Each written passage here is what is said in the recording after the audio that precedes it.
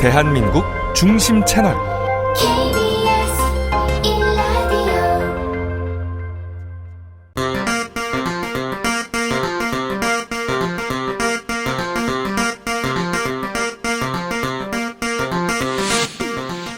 주진우 라이브 스페셜.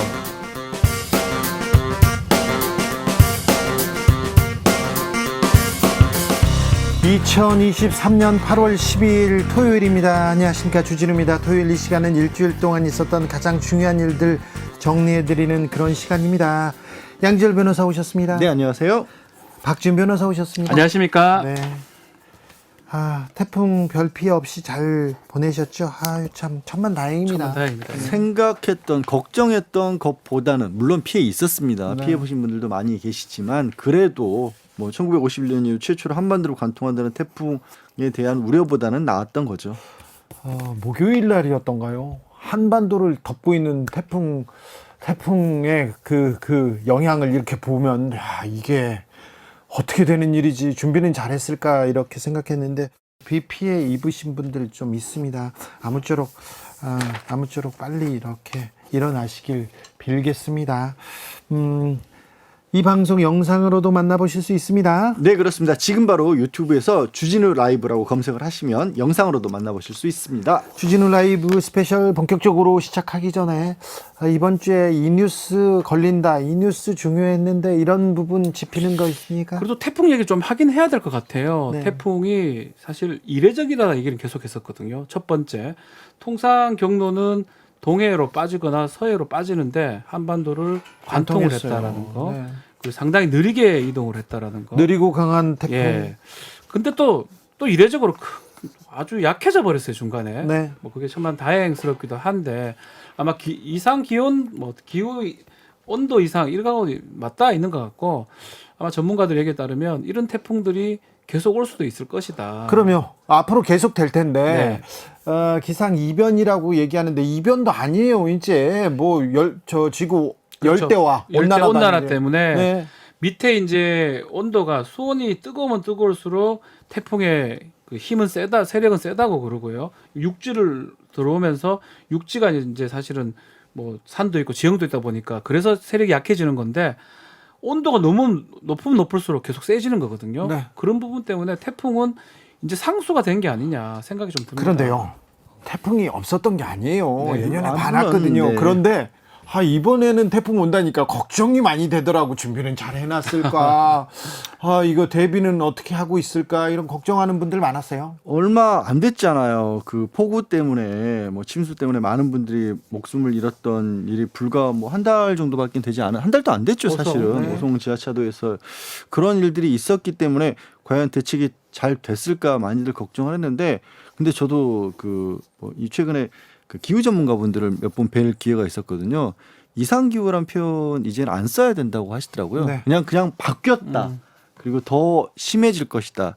그리고 박 변호사도 얘기했지만 되게 그동안에 태풍이 약해졌던 게 일본을 지나서 이 바다를 건너오는 동안에 약해졌었는데, 바다 자체가 뜨거워졌기 때문에 네. 거기서 다시 충전이 된다는 거예요. 쉽게 말씀드려서. 그렇죠. 예, 그래서 에너지를 예. 지금 거기에서 보강하고 있습니다. 예, 그래서 앞으로도 이런 일들이 이어질 거라고 해서 이것도 새로운 국가적인 고민이죠. 국가적으로 고민하고 대비해야 돼요. 이제 우리가 몇 번의 사고를 통해서 취약하구나 이런 생각했지 않습니까? 그렇죠. 깨달았지 않습니까? 네. 여기서 배우고 나아져야죠. 배우고 나아져야 되는데 나아지지 않는 분야가 있습니다. 노동자 안전. SPC 제빵 공장에서 끼임 사고가 다시 발생했습니다.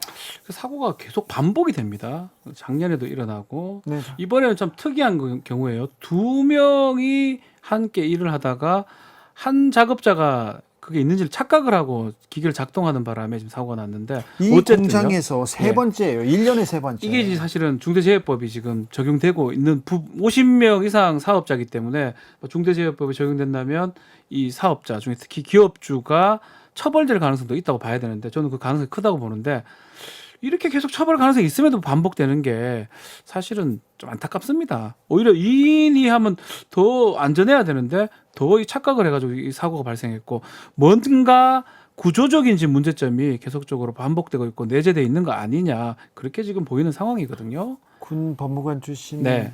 박준 변호사.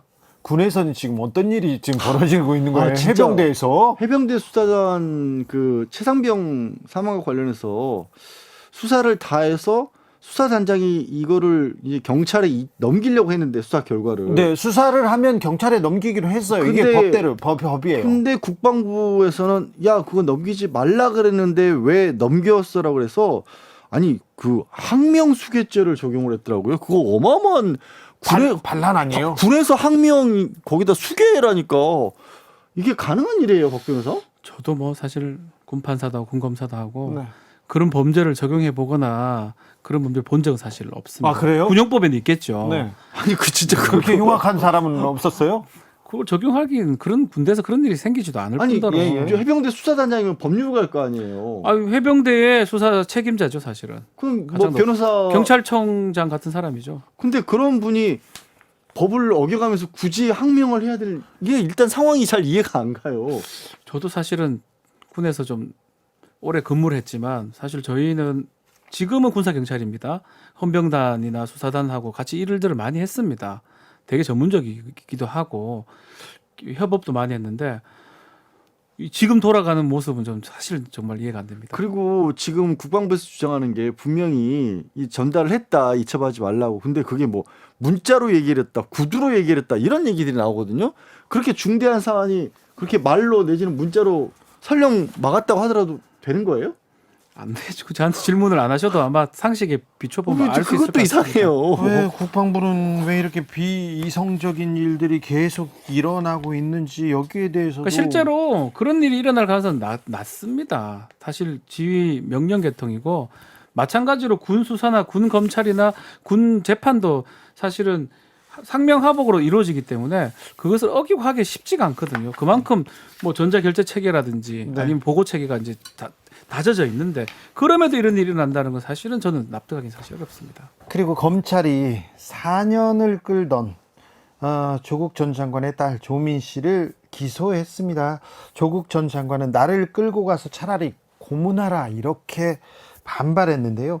얼마 전까지 검찰이 공개적으로 사과하라, 머리 숙이면 뭐 선처하겠다 이런 뉘앙스의 얘기를 했었어요. 그래서 조국 전 장관 측에서 사과하고 머리를 숙이는 모습도 보였는데 머리를 숙이자 칼을 휘둘렀다 이렇게 보는 사람들이 많습니다. 머리를 숙이긴 했는데 검찰이 원하는 쪽으로 숙이진 않았다라는 것으로 보여요. 아이고 그럼 사과를 했는데 마음에 아니 범죄를 자백하진 않았다라는 거죠.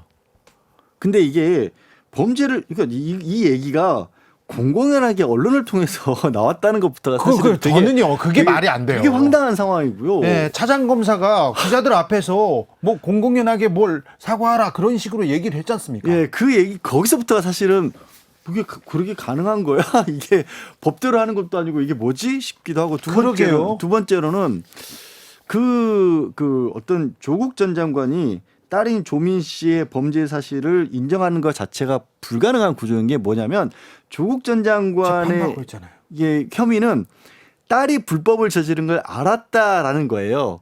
근데 만약에 조국 전 장관이 네 알았습니다, 잘못했습니다 하는 순간 딸의 범죄가 인정이 되는 거예요. 그러니까 이게 되게 구조가 아버지가 딸이 불법을 저질렀다는 것을 먼저 이렇게 딱 인정하는 거기 때문에 조민 씨 입장에서는 재판도 받기 전에 유죄가 돼버리는 거의 모양새가 되거든요. 그거 부인하기는 어렵잖아요. 그래서 과연 이게 법적으로 그러니까 이 조국 전 장관에게 선택지가 있었던 어떤 자백을 요구한 것일까? 아니, 요구하는 것 자체도 이상하긴 하지만. 아 그렇죠. 그 뭐 검찰은 수사를 해야죠. 검찰청 내에서 이렇게 조사하면 될 거 아닙니까? 근데 막 선회를 이제 검찰 입장으로 이제 이해를 해보면 네. 이제 검찰이 할 수 있는 처분 중에 기소유예 같은 게 있으니까 네. 그것을 하려고 했던 거 아닌가 싶은 생각도 들기도 한데 아니, 그런 그럼에도 불구하고 그런 생각이 없었던 것 같은데요. 언론에 이게 계속 공개되고 그리고 사실은 검찰이 절대적으로 유리합니다. 기소 선택할 수 있고 기소 독점할 수 있는 그런 상황이기 때문에 네. 그런 부분을 이용해서 했던 거 아닌가. 앞으로 재판 과정에서 이게 문제가 될 여지는 저 있다고 저는 봅니다. 자, 입시 비리로 정경심 교수는 4년 전에 기소가 됐습니다. 근데 4년 동안 끌다가 딸을 이렇게 공범으로 기소했다. 이 부분은 검찰이 4년을 끌렸다. 4년을 끌었다. 이 부분은 어떻게 판단할지. 그리고 어머니인 정경심 교수의 재판에서는 이게 불리하게 작용을 했을 거예요. 네. 공범인데 기소를 안 했기 때문에 그러면 거기서 한번 써먹었다고 볼 수 있는 거거든요. 맞습니다. 예. 법적으로는 이게 그렇습니다. 뭐 공소권 남용이라고 보기는 어렵지만 네. 이게 이제 법원에서 이제 아마 좀 판단에 저는 여지가 있을 거라 좀 분명히 보거든요. 기소가 됐기 때문에 법원 판단 넘어간 건데 네, 국민들은 또 공소를 어떻게 잘했는지. 판단할지 네. 네, 좀 지켜보시자고요. 주진우 라이브 스페셜 본격적으로 시작합니다. 잼버리 파행, 네, 여파 계속 커집니다. 잼버리가 끝나고 이제 여성가족부 폐지론이 다시 부상하고 있는데요. 잼버리를 바라보는 정치권 어떤 생각인지 이것이 보수다. 그리고 최가박당에서 살펴봤습니다. 김영우 의원께서는요. 행안위 지금 안행위가 되겠지만 행안위에서 매우 발굴에 활약을 하셨고요. 국방위원장도 하셨어요. 그래서 이거 좀 물어봐야 되겠는데 잼버리 잼버리. 네, 잼버리 이렇게 준비를 이렇게 미숙할 수가 우리 역량이 이 정도밖에 안 됩니까? 제가 생각하는 것은 일단 12일 날인가요? 예. 그날 이제 끝나니까 수습을 좀 잘했으면 좋겠고. 마지막 유종의 미를 예. 그리고 이제 책임 소재는 또 분명하게 가릴 건 가리되 네. 전 정권이든 현 정권이든 솔직해야 된다 생각을 합니다. 네. 지난 5년 동안 우리가 유치에 성공했고 하지만 그 동안에 세금을 제대로 썼는지 또 기반 시설을 제대로 갖췄는지 네. 이런 거 이제 따져봐야 되죠. 그리고 왜 그렇게 숱하게 많은 공무원들이 해외 출장을 갔는데 그렇죠. 예, 어떤 돈을 어떻게 쓰면서 돌아다녔는지 따져봐야죠. 예, 따져봐야죠. 그런데요. 혈세니까. 조금 문제가 있거나 잘못했다. 그럴 때 맨날 전 정권 탓하는데 정권 바뀐 지 지금 1년도 넘었어요. 언제까지 그럴 건지. 이번에는 제가 이렇게 보니까 같이 그랬어요. 그러니까 초장부터 굉장히 잼버리 대회에 대해서 네. 많은 민주당 의원들도 여러 가지 언론에 나와서 이거 너무 엉망진창이다 말이죠. 네. 외교적인 또 참사다. 예. 막 이런 식으로 얘기를 하고 완전히 남의 일인 양 이렇게 얘기를 하더라고요. 또 거기에 대해서 이제 국민의힘도 이걸 유치한 거는 또 문재인 정권 아니냐 이런 식으로 이제 이렇게 됐죠. 예. 그래서 거의 정말 이 폭염이나 폭우보다도 더 짜증나는 게 정치권의 반응이었어요. 예. 국민들 입장에서는 네. 세계의 청소년들이 와 있는데 4만 명 이상씩이나 그래가지고 이번에 돌이켜볼 것이 세금 어떻게 썼느냐도 중요합니다만은 이번 잼버리 이렇게 보고 이런 행사라든지 앞으로도 이런 행사를 또 많이 해야 될 텐데 부산 엑스포도 그렇고요. 예. 유치가 된다면 이 정치권이 이런 거에 대해서 어떻게 반응을 해야 되는지도 저는 따져봐야 된다고 봐요. 잼버리 주무부서라고 하는 여성가족부, 문화체육관광부, 그리고 행정안전부 다 조금 왜 이토록 이렇게 무능했나 이런 생각은 좀 들어요, 최영두 의원님. 지금 이건 무슨 잼버리를 마지막까지 성공적으로 좀 마쳐야겠고 네. 외국 손님을 모셔놓고 이게 뭐 하는 일입니까? 예, 정말로 큰 결례이뿐 아니라 큰 결례죠. 무엇보다도 큰 결례고 또 우리 국격 관련된 문제이기 때문에 일단 지금 발생된 문제는 빨리 복구를 하고 빨리 수습을 해서 예.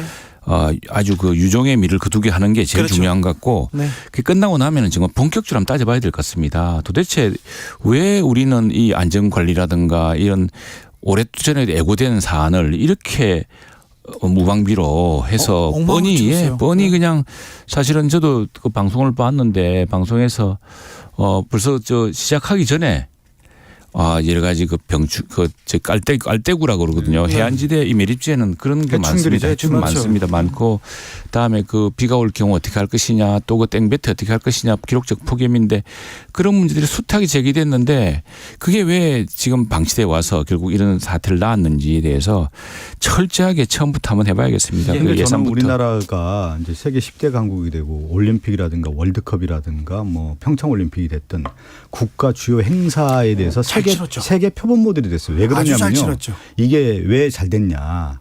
사전 점검 회의, 과정 관리, 문제가 봤을 때 후발적 조치 이게 다 잘 됐어요.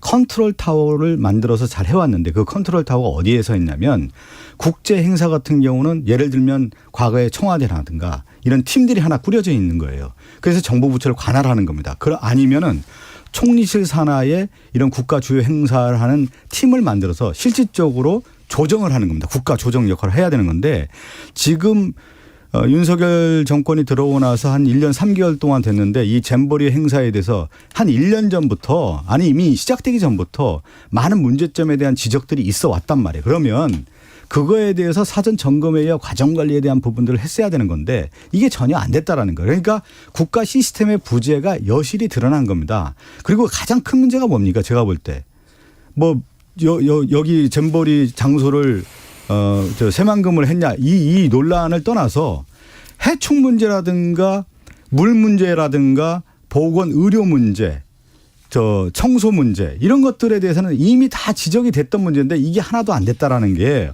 얼만큼 사전 준비 단계가 제대로 안 됐는지 드러나는 것이죠. 지금 이제 4박 5일 남았는데 네. 지금 마지막 단계에 있어서도 정말 국가에서 철저한 관리와 더불어서 대책을 마련해야 되는 겁니다. 네.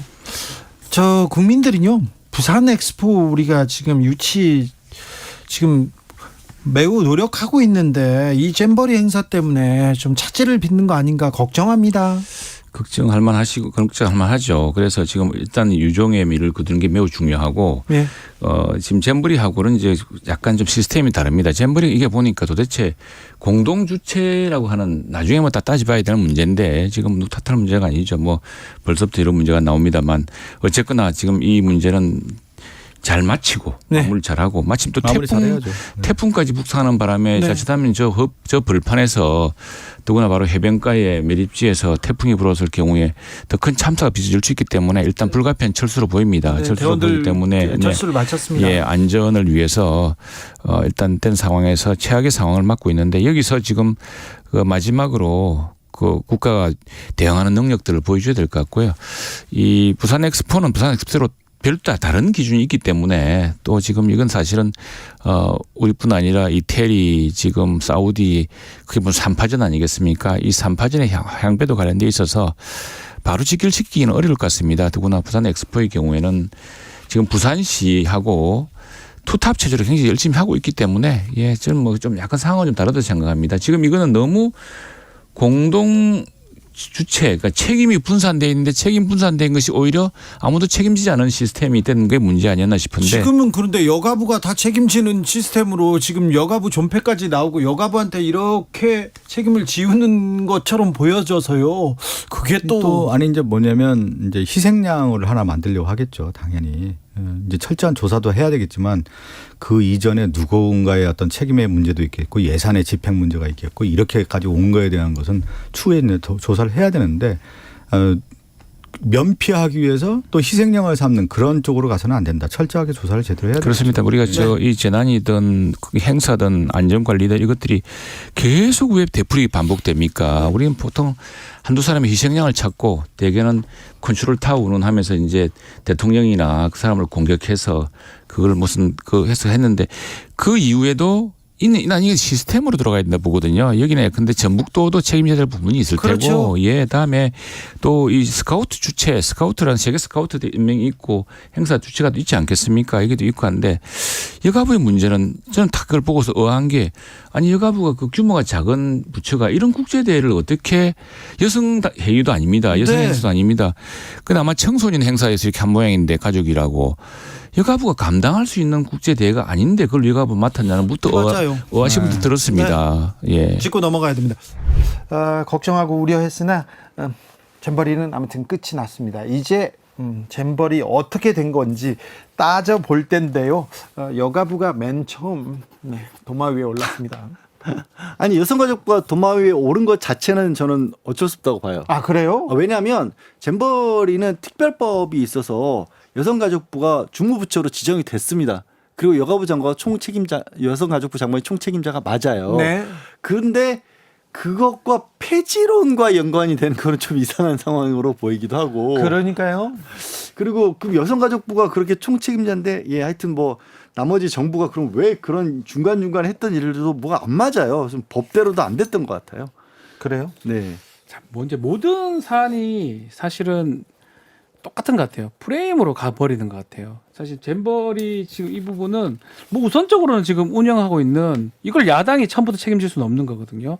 정부의 여당도 아니에요. 정부에서 잘못됐다, 뭐 운영이 못하는 부분 그렇게 해야 되는데 그 얘기를 안 하다 보니까 결국은 프레임 전쟁이 돼서 똑같습니다. 형국은 정치권 공방으로 가고 전 정부 잘못 아니냐, 이 정부에서 더 오래 했다, 여가부 잘못이다, 전북 잘못이다, 똑같은 게 반복돼요. 사과를 조금 했으면 이런 프레임으로 안 가는데 사과 자체가 없다 보니까 프레임으로 가고, 저는 아마 제 예상인데 이 잼버리 누가 잘못했나 하면 딱 6대3 이렇게 나올 것 같아요. 그래 또요. 예, 제 예상입니다. 모든 문제가 다 똑같아요. 모든 문제가 다 그렇게 만들어. 왜 정치적으로 이렇게 해석해서 그러니까 정치적으로 이거를 사실은 사과를 그렇게 한 번이라도 해버리면 끝날 문제거든요. 전 정권 탓이다 얘기하면서 지금 그렇게 정치권으로. 하면서 6대3으로 가는 상황이 되고 네. 똑같이 진행이 되고 있는 것 같아요. 모든 게 지금 그렇게 좀 진행이 안타까운 되니까. 게 근데 좀 조직의 무능, 정부의 무능을 지자체 그리고 또 우리 K-팝 스타들한테 이렇게 지운 것 같아서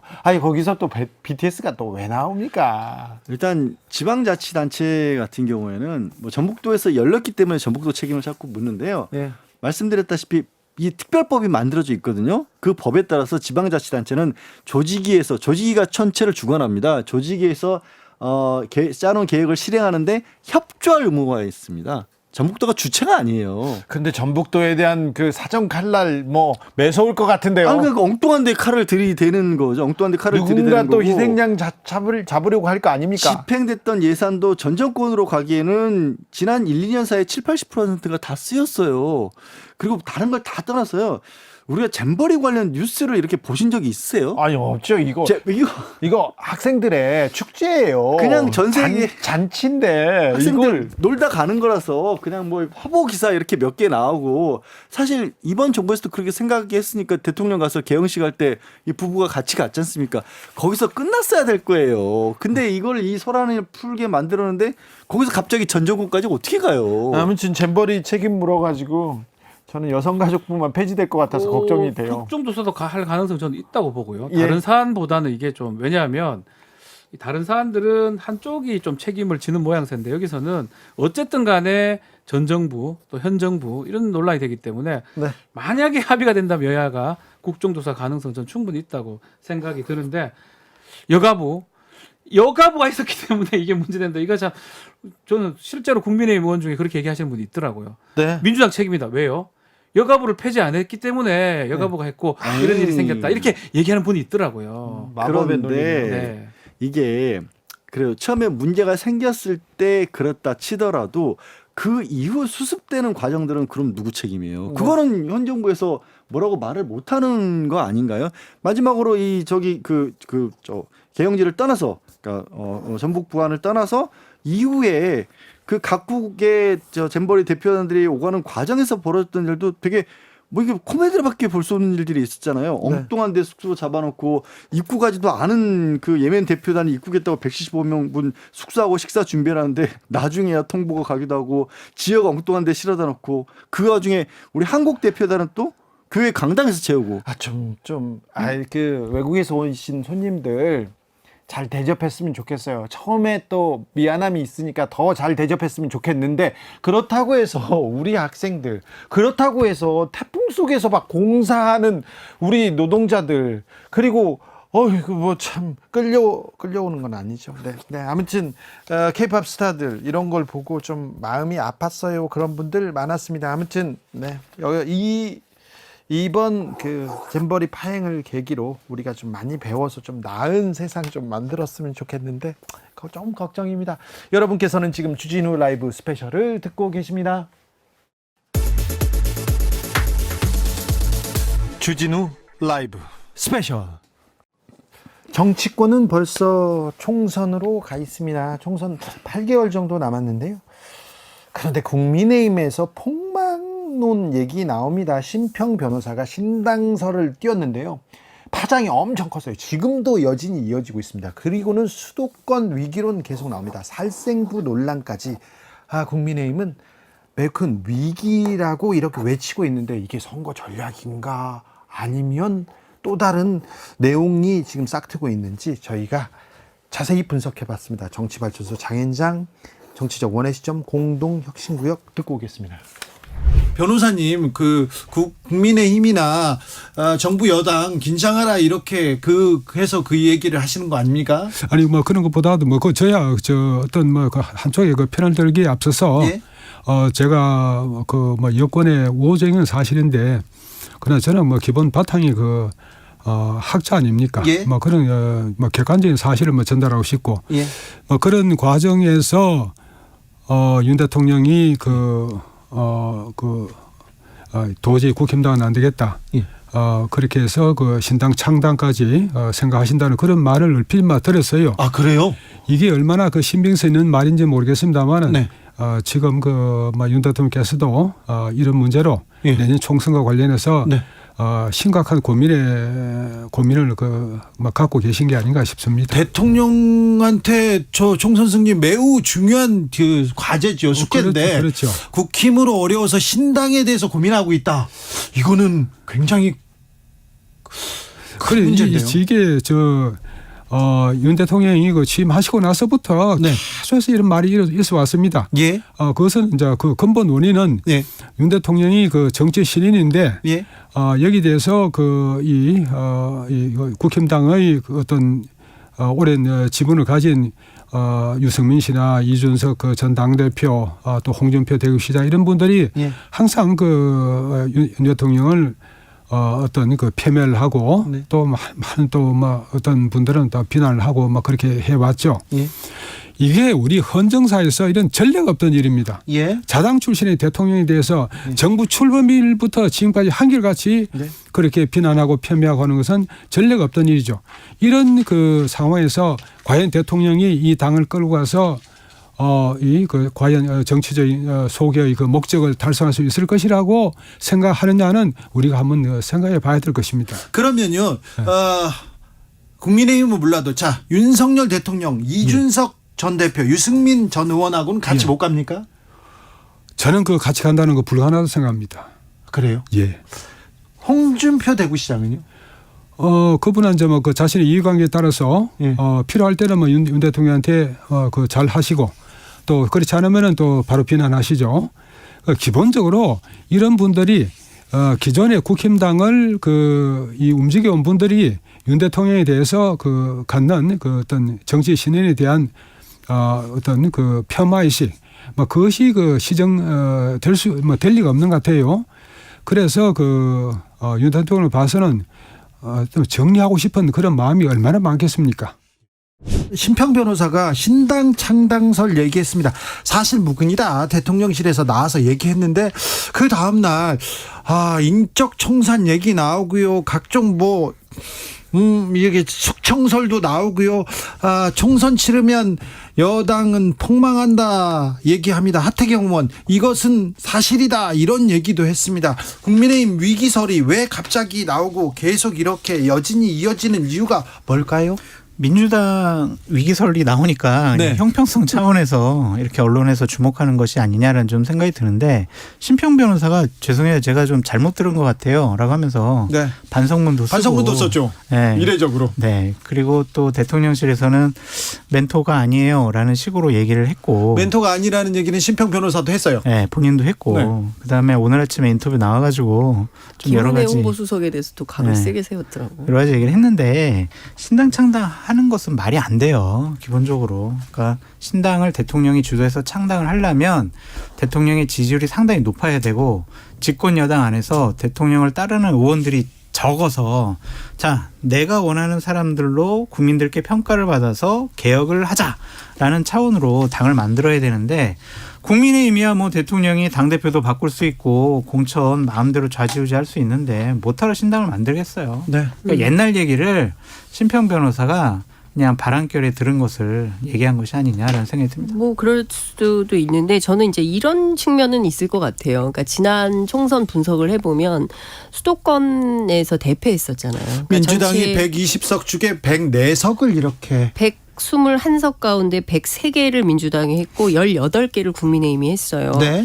근데 전반적으로 보면 수도권 굉장히 어렵고 사실상 그냥 영남 지역당 옛날에 이제 그런 방식으로 된 이런 상황이기 때문에 어찌됐든 수도권에 굉장히 의석이 많아서 수도권에서 국민의힘이 상당히 올라오지 않으면 그 다수 정당이 되기 어려운 이런 국면이지 않습니까? 그러니까 그런 차원에서 보면 뭔가 수도권 전략이 필요한데 그런 게 없는 거 아니냐. 그리고 수도권에 사람들을 세우려면 최소한 중도 보수까지는 와야 되거든요. 그런데 이제 유승민, 이준석 이런 사람 다 곤란하다는 분위기인 거잖아요. 그리고 당에 대해서 반대하거나 문제 제기하거나 이러면 다 징계받고 막 이런 분위기인 거잖아요. 그러니까 이런 상황에서 과연 이길 수 있겠냐라는 우려는 있을 수 있죠. 그렇다고 해서 신당 창당을 해서 이 국면을 돌파한다?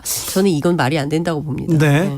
그런데 국민의힘 위기론을 계속 얘기하는 사람들마다 일부러 지금 내부 결집하려고 하죠. 제가 그렇게 그렇죠. 물어봅니다. 예. 저는 그게 맞다고 생각해요. 심평 변호사가 갑자기 이 얘기를 왜 했을까?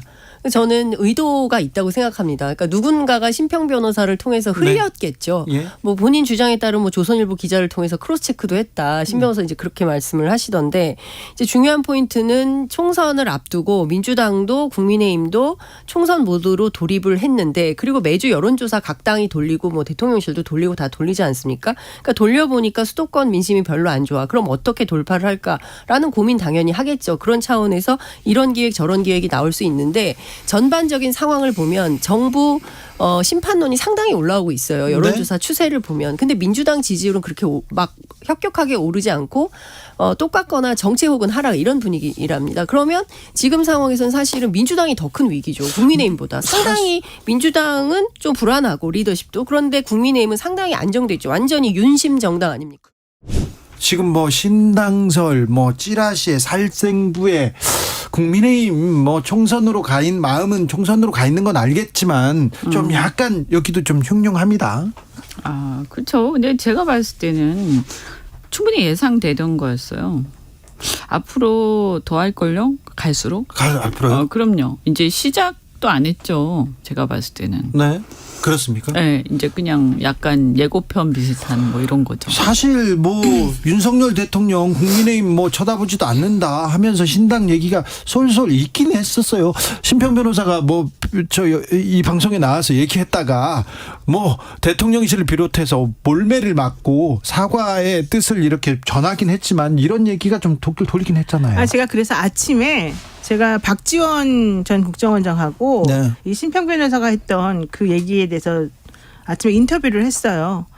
그랬더니 박지원 원장은 그게 사실은 사실일 가능성이 있다. 이제 물론 간보기를 한번 던져보고서 이제 철회하는 모습을 띠긴 했으나 현실성이 전혀 없는 얘기는 아니다. 이 얘기를 하더라고요. 그러니까 오히려 한번 던져보고 반응을 보고 마치 본인이 실수한 것처럼 다시 수습하고 처리하는 모습은 보였으나 그동안에 심평 변호사가 던졌던 말들 중에 특별히 아닌 말이 별로 없다는 게 이제 박 원장님 얘기였고 첫 번째는. 네. 두 번째는 지금 얘기하는 것들은 사실은 가능성이 매우 높은 말이라는 겁니다. 이 검핵관들이 신당을 차릴 가능성도 본인은 배제하지 않는다. 이 얘기를 하면서 네. 물론 뭐 수도권 전면설이라고 하는 것은 현실성이 뭐 어떻게 될지 모르겠지만 그렇죠. 어쨌든 당이라고 하는 것을 새롭게 만들어서 뭔가 새롭게 내부적으로 분열하거나 찢어지거나 뭔가 할 가능성이 있어 보이나 봐요. 근데 지금 국민의힘이 용산 대통령실 말 잘 듣는데 굳이 그럴까요? 그런 생각은 듭니다. 근데 그러지 않을 거예요. 공천 싸움이 벌어지게 되면 네. 그거는 지금 보이는 모습하고는 저는 매우 다르게 전쟁이 벌어질 수도 있다고 봐요. 똑똑하고 맑은 사람 이현주. 아니 그런데 우선 어쨌든 뭐 극찬해 주신 건 감사한데요. 근데 저는 정당과 정치인 간의 관계에 있어서 우리가 맨날 보면 무슨 정치인들이 자꾸 공천에 목매고 막 이런 것만 봐가지고 그렇게 생각하실 수 있는데 근데 저는 굳이 그렇게 생각할 필요 있냐? 사실은 정당을 정치인들이 선택해야 돼요. 네. 그래서 이 정당이 내가 지지할 만한 가치가 있느냐, 응? 그럴 만한 떳떳하게 지지할 만한 어떤 모습을 보이고 있느냐를 보고 그게 아니면 사실 정치인들도 선택하지 말아야 돼요. 그것이 마치 정당이라는 것은 기득권이고 정치인들은 거기 목매다는 무슨 노예처럼 이거 잘못됐다고 저는 생각하고요.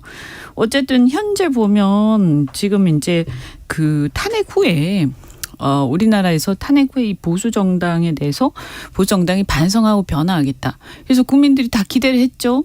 그 다음에 사실은 통합할 때도 우리들도 다 기대를 했죠. 그래서 그 변화하고 보수가 변화하고 뭔가 개혁이 되는데 같이 참여하고자 다 같이 한 거 아니에요. 근데 지금 상황을 보면 그 굉장히 무색하죠. 그래서 이 진짜 양심에 찔린다 이런 생각도 들고 이 상태가 많이 지속이 된다면 특히 지난번 전대 이후로 계속 보인 난맥상 그다음에 국정과 관련해서 누구도 바른 소리 하지 않는 이 난맥상 지금 정당의 기능 자체가 상실되고 있는데 저는 이런 상황에서는 정말 다시 재고해 봐야 된다. 그래서 공천을 주고 받고 안 받고의 문제가 아니라 공천을 신청할지 여부를 심사숙고를 해야 되는 거예요. 왜냐면 이거는 사실 저 같은 경우에는 그렇죠. 아니 저는 더군다나 이 정치 바뀌어야 된다 이러면서 민주당에 대해서 굉장히 쓴소리 많이 하고 네. 제가 이렇게 떠났는데 네. 제가 지금 와서요 정말 어이없는 상황을 보면서도 가만히 있고 그냥 그대로 묻어가지고 공천 받겠다 이렇게 되면 그 전에 내가 했던 행동과 모든 언행들이 얼마나 이게 창피한 맞아요. 부끄러운 일이 되는 거예요. 그래서 저는 그렇게 되면 또 민주당 사람들한테도 사실은 미안한 상황이 되는 거예요. 그래서 저는 저 같은 경우에는 일관된 행동을 할 수밖에 없고 저는 내 길은 내가 스스로 선택할 거니까 개척할 테니까 걱정해 주셔서 감사하지만.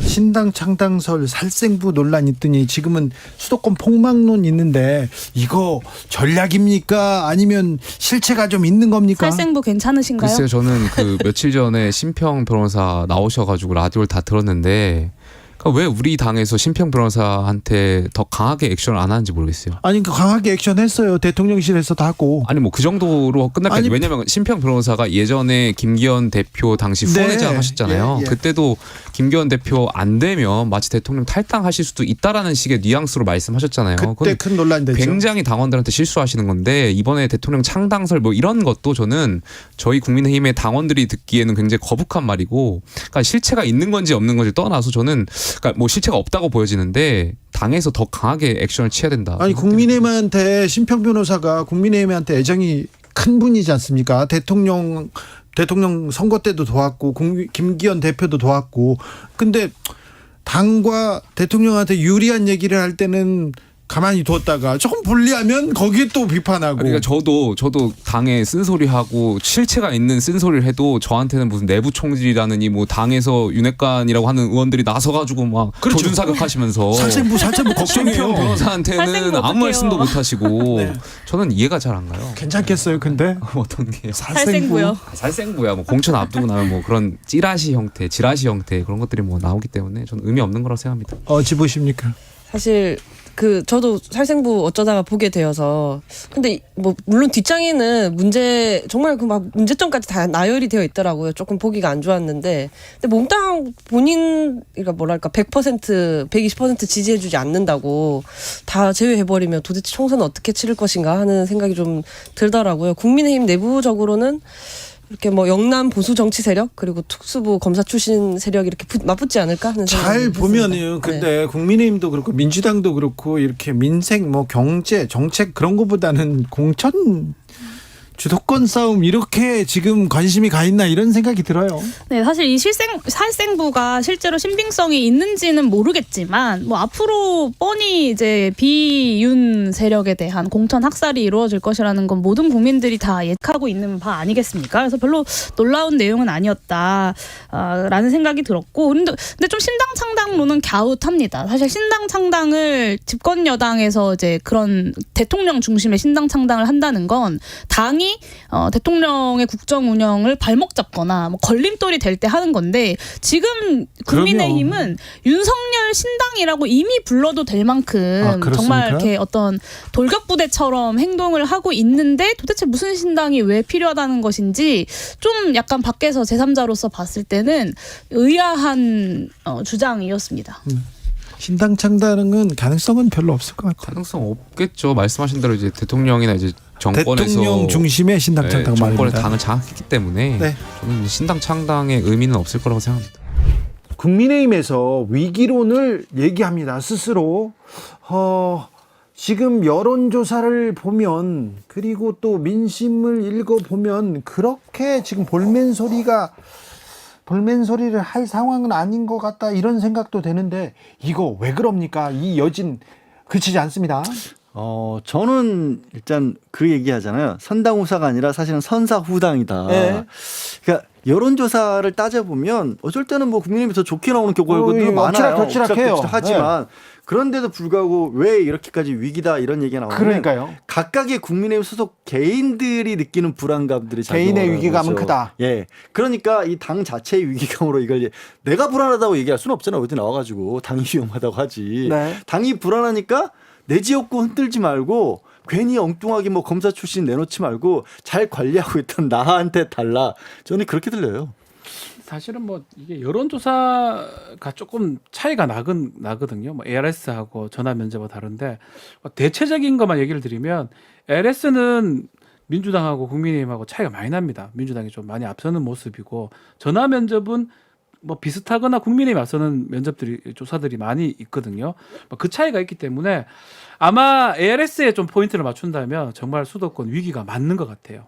그렇지만 전화 면접으로 보면 사실 크게 위기는 아니거든요. 민주당도 마찬가지거든요. 그런데 오히려. 지금 위기론이 민주당에서 안 나오고 국민의힘에서만 나옵니다. 지난번에 선거 때 선거는 그런 얘기 있잖아요. 골프와 선거는 머리 들면 진다고. 네. 그래가지고 조금 이기는 척, 여유로운 척하면 진다고 하잖아요. 네. 그래서 위기론 지금 만드는 거 아닙니까? 저는 이 전략으로 하긴 어려운 것 같거든요. 아닌가요? 지금 상황에서 네. 오히려 지금 집권 여당이고 여당 한중간 대통령 한중간에 하는 거기 때문에 중간 평가 성격이 수밖에 없는 상황인데 네. 여기서 지고 있다 이렇게 오히려 사실은 반대적으로 나가야 되죠. 잘하고 있어서 많이 확보하고 있다 이래 나와야 되는데 그래가지고 국민들이 뭐 동정하거나 하기는 쉽지 않다고 봤을 때 네. 저는 좀 양지열 변호사님 말씀 조금 동의하는 게 그러니까 개개인 소문이고 또 LS는 그렇게 아마 그 여연도 조사를 하지 않겠습니까? ARS 조사를 할 거예요. ARS는 제가 봤을 때는 차이가 좀 나니까. 자, 조사를 떠나서 근데 네. 정치평론가들 많은 사람들이 국민의힘보다 민주당이 위기입니다. 민주당은 출발선이 180이지 않습니까? 이 얘기 나오거든요. 일단 그 얘기가 나올 수밖에 없고 민주당은 워낙 내부적인 그 곤란함들이 좀 있지 않습니까? 혁신위가 지금 51일 만에 문을 닫았어요. 경향신문은 결국. 일면에다 이렇게 썼더라고요. 대의원 폐지 폭탄만 던지고 문 닫은 혁신위. 그러니까 사실 이게 안건만 그렇게 던지고 가버리면 그 추진해 나갈 동력은 누가 어떻게 가져가겠어요. 그렇게 동력을 잃은 상태에서 사실 이렇게 해보시면 어떨까요 하고 그냥 끝내버린 거잖아요. 게다가 또 이재명 대표에 대해서 여전히 뭐 검찰의 수사 재판 이어지고 있는 상황이기 때문에 있습니다. 뭐 여러 가지로 근데 민주당 관계자들은 계속 밖에서 때려대는 만큼 내부에서는 또 결속이라고 할 수 있는 부분을 또 다지고 있는 것도 있다. 물론 이제 민주당 인사들 중에서는 밖에 나와서 특히 언론을 향해서 굉장히 힘들다라는 얘기 하시는 분들도 있지만 그런 어떤 오히려 밖에서 때리니까 뭉치는 부분도 있다라는 얘기도 하고 국민의힘 같은 경우도 저도 전반적으로 흔들리다고 보지는 않는데 그러니까 민주당이나 국민의힘이나 사정은 안 좋은데 수도권 쪽으로 집중으로 가면 국민의힘이든 민주당이든 서로 힘들다는 얘기를 하는 거고요. 거기에 국민의힘의 특이성은 비교적 국민의힘 의원들 입장에서는 그냥 일종의 거저 이렇게 되다시피 하는 지역구들 있잖아요. 그런 데들도 흔들릴 수 있으니까 그건 또 내부에서 또 흔들릴 수 있고 신당 창당설이 신당으로 가지는 않더라도 그만큼 용산에서 지금의 국민의힘의 기존 의원들을 탐탁치 않게 보는 분위기가 있지 않은가 이런 것까지 겹치면서 오히려 더 볼멘소리를 하는 게 아닌가 싶어요. 민주당도 힘들죠 당연히. 민주당은 사실은 내부를 좀 들여다보면 지금 뭐 당연히 이제 주류가 있고 비주류가 있고 정당에 다 그렇게 있습니다. 세력에는 비주류 입장에서는 막 힘들다 하지만 주류가 봤을 때는 뭐 흔들릴 상황은 아니에요. 그리고 수도권은 항상 중요하기 때문에 양 정당 다 수도권 잘해야 된다 힘들다 엄살 부릴 수도 있는 거고 민주당 역시 지난번에 수도권 너무 많이 이겼기 때문에 그렇죠. 약간만 져도 완전히 후드 무너질 수가 있거든요. 사실은 네. 그런 측면에서 얘기를 하는 걸로 보이고 다만 이제 언론이나 이 외부에서는 균형을 좀 맞추는 것 같아요. 민주당 쪽에 이제 악재 같은 것도 같이 보도가 되면서 그렇게 느껴질 뿐이지 사실은 지금 주목받는 쪽은 집권 여당 쪽이거든요. 행정부를 포함한 집권 여당이 아닌가 생각이 들어요. 그런 부분도 있어요. 민주당은 사실 국민의 집권 여당이나 정부에서 잘못하는 부분들이 많을 때 오히려 더 적극적으로 나서서 문제를 해결하거나 대안을 제시하거나 활동을 보여주는데 움직임이 없거든요. 네, 그거 자체가 굉장히 심각한 문제예요. 그거 위기예요. 그게 위기예요. 네, 사실은. 맞아요. 네. 그 앞으로 남은 8개월 동안 그래서 그거를 헤쳐나가려고 혁신위를 꾸렸던 건데 혁신위가 그냥 주저앉아 버린 거죠. 맞아요. 국민의힘 그리고 국민의힘 뭐 하고 있어요. 그리고 윤석열 정부 못해요. 너무 못해요. 이 얘기가 국민들한테 이렇게 가장 큰 목소리거든요. 국민의 목소리. 그런데 민주당이 대안이 되냐? 그게 안 돼요. 그게 아마 그 빠진 부분이에요. 그게 대통령 지지율하고 그래서 보면. 중간 지대가 넓어지고 있을 뿐이지 민주당으로 가지는 않거든요. 지금 박지훈 변호사가 국민의힘이나 민주당 당의 주류들은 괜찮다고 보고 비주류에서는 어렵다 이렇게 예, 얘기한다. 저는 그렇게 봅니다. 그렇죠. 정파적으로 이렇게 예. 맞는데 근데 사실은 국민의힘 주류에서 김기현호 주변에서 용산 주변에서 우리 부족합니다. 더 잘하겠습니다.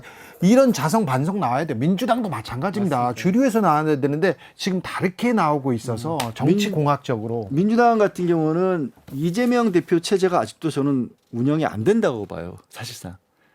이재명 대표 체제에서 이재명 대표를 적극적으로 뭐 국민의힘에서는 이재명 대표를 위한 당이라는 얘기를 하지만 사실은 이재명 대표가 뜻한 대로 따라주는 의원들이 보이질 않거든요. 많이.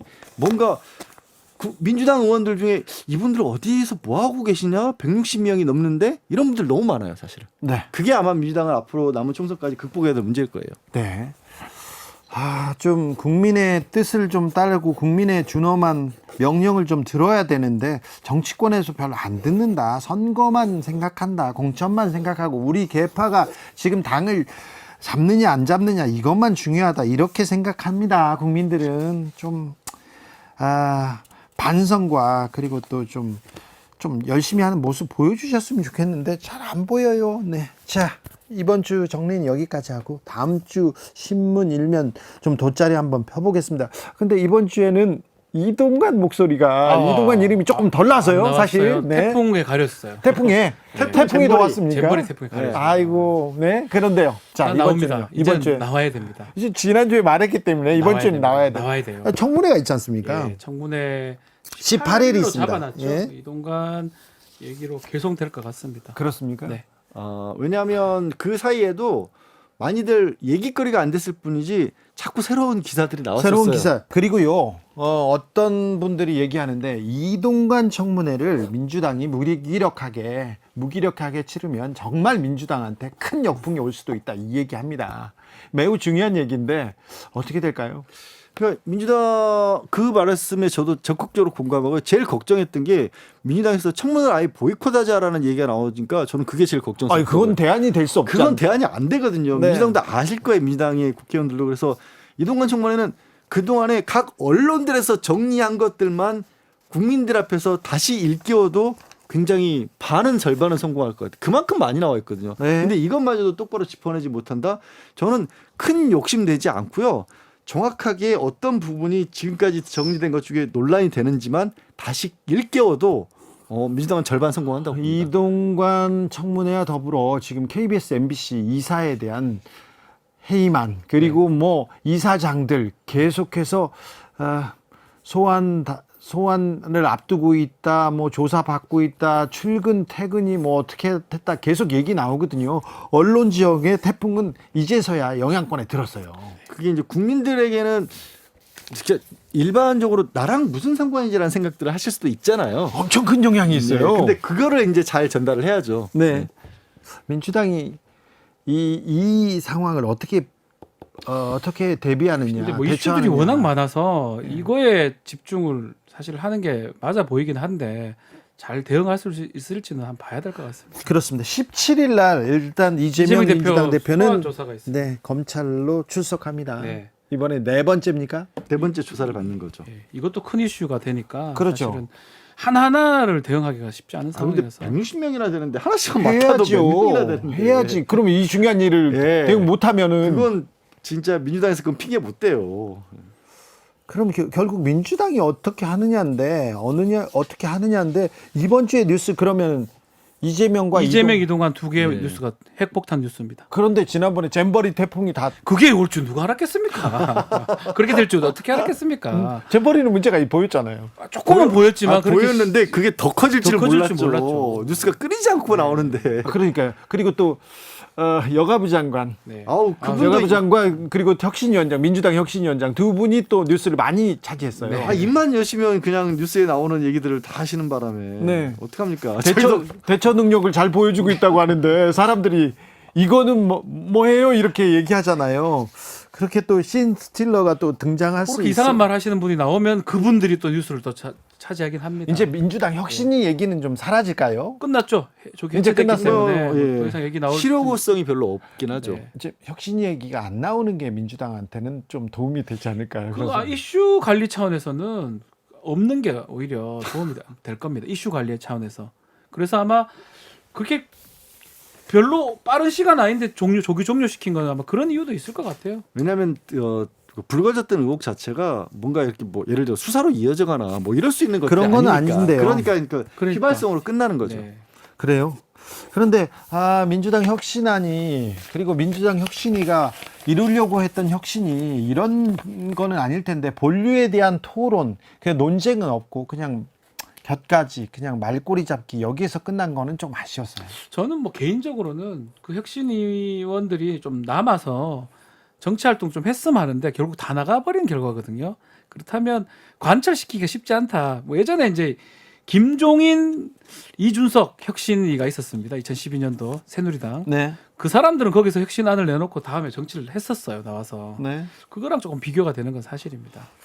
비교가 되지만 그럼 뭐 좋다 안 좋다를 떠나서 그만큼 관철의 가능성이 좀 낮는 거 아니냐. 예. 그리고는 한미일 정상회담이 있습니다. 17일에 또 있죠. 그러면 정상회담 그 다음 주로 이어질 수 있지만 걱정되는 부분은 오염수 방류. 한미일 정상회담 이후에 오염수를 방류할 것처럼 일본에서는 지난주에 이미 보도를 했거든요. 예. 일본 언론들은 그러니까 그 전에 방류하는 게 우리 대통령, 그러니까 윤석열 대통령에게 부담이 될 수 있기 때문에 만난 다음에 방류할 것이다라고 예고 기사가 나와버렸어요. 그렇죠. 걱정이네요. 네, 가서 뭐 어디다 도장 찍어주고 그러시면 안 될 텐데. 막 그래도 하진 않을 것 같은데 저건 그럼요. 지지율하고도 심각하게 그럼요. 문제가 되니까. 네. 예. 뉴스가 많네요. 많아요. 보니까 두 가지 이상도 있는 것 같아요. 그래서 박지훈 변호사가 이동관 청문회에 집중할 수 있을까 이 얘기는 왜 그런데 한미일 정상회담이 18일인데 왜 18일에 이동관 청문회를 잡았을까요? 왜 여기에다 합의해 줬을까? 아니 근데 그게 지금 뉴스들 많이 다뤘잖아요. 뭐 어느 날짜를 피해서 가기에는 날짜가 없어요. 아니 날짜가 없는 게 아니라요. 없는 게 아니라 이거는 한미일 정상회담 예정돼 있었잖아요. 그런데 왜 18일에 했을까? 이게 매우 중요한 내용인데 그래서 박지훈 변호사가 이거 중요한 내용인데 청문회에서 잘 달아줄까? 민주당이 집중할 수 있을까? 걱정하던 제가 그 부분을 말한 겁니다. 그러니까요. 이게 양평 고속도로도 남아 있어요. 네. 중요하지 않습니까? 이제는 무슨 얘기를 해야 될 거 아닙니까? 오염수 문제도 좀 정리해야 될 것 같고요. 네, 주진우 라이브 스페셜 여기서 인사드리겠습니다. 양지열 변호사, 박지훈 변호사 오늘도 감사했습니다. 네, 고맙습니다. 감사했어요. 네, 다음 주 월요일 오후 5시 5분에 돌아오겠습니다. 태풍이 물러가서 더위가 한풀 꺾이긴 했어도 아직도 덥습니다. 그러니까 건강 관리 잘 하시고요. 마지막까지 여름을 보낼 때까지 우리가 조금 더 건강 잘 챙기고 행복하게 좀 잘 지냈으면 좋겠습니다. 지금까지 주진우였습니다.